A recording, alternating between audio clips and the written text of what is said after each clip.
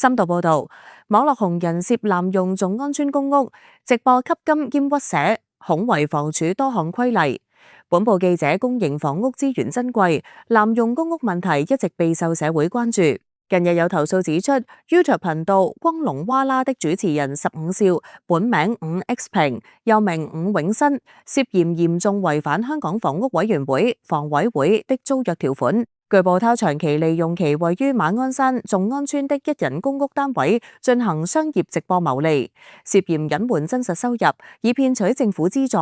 更被指允許非戶籍人士其女朋友長期居留，引發公眾對公屋資源被濫用的強烈關注。涉事 YouTuber 背景及三大指控，據了解，15少活躍於網絡平台，擁有一定的觀眾基礎。然而，有市民投訴其背後涉嫌多項濫用公屋資源的行為，主要包括以下3點：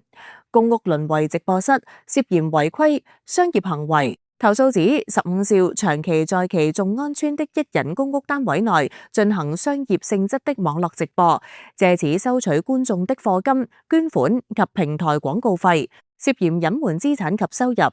由於網絡直播收入具有隱蔽性，投訴人懷疑當事人未有向房屋署如實申報相關的商業收入，借此避開富戶政策的審查，甚至可能借此騙取其他政府的津貼或資助。長期屈蛇未經授權人士留宿，該單位原為一人公屋編配，但據報15少的女朋友長期在該單位內居住，屬於嚴重的屈蛇違規行為。房屋署相關規例及潛在罰則針對上述指控，若經房屋署調查屬實，當事人將面臨嚴重的法律及租約後果。以下是相關違規行為與房委會規例的對比。1. 涉嫌違規行為違反的房屋署規例，法例潛在後果及罰則：公屋內進行商業直播，違反租約條款；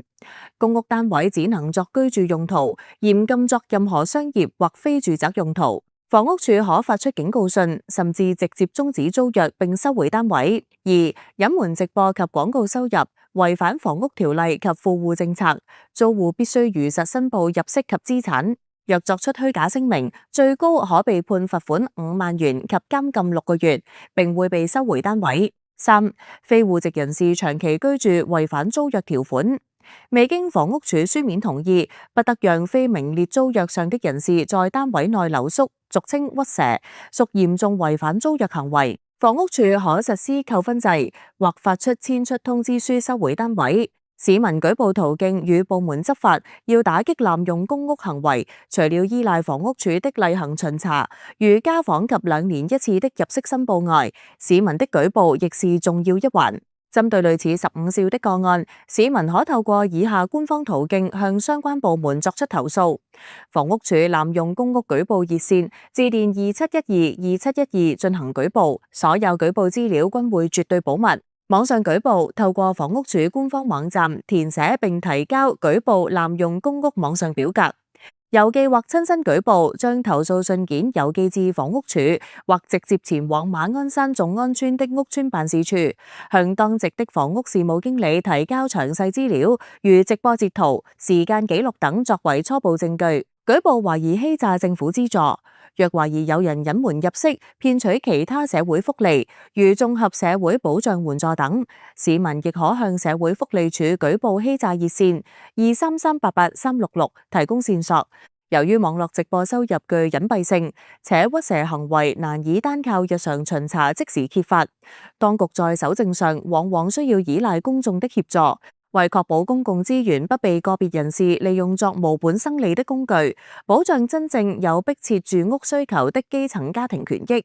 本報呼籲廣大市民及知情人士挺身而出。若能持有關於15少、伍永新、伍 X 平涉嫌濫用馬鞍山眾安邨單位的具體線索，請積極向房屋署舉報，為協助房屋署進行有效調查及作進一步檢控處分，呼籲公眾提供以下關鍵資料：直播違規證據，提供該頻道在公屋單位內進行商業直播的截圖、錄影或連結，特別是能清晰辨認出公屋單位背景，以及展示其收取課金、推廣廣告產品等商業行為的片段。收入及資產線索，如有任何關於當事人實際網絡收入、銀行流水或未申報資產的可靠資訊，屈蛇目擊記錄，提供有關其女朋友長期在該眾安村單位內居住、出入的具體時間點或目擊記錄，以協助證明其非戶籍人士長期留宿的違規行為。市民的每一個舉報都是打擊濫用公屋的重要力量。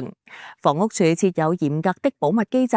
所有舉報人的個人資料及提供的線索均會絕對保密，切勿讓社會的善意與公共資源淪為個別人士謀取私利的工具。透過全城共同監察，我們才能確保公屋資源得以公平合理地分配給真正有需要的市民。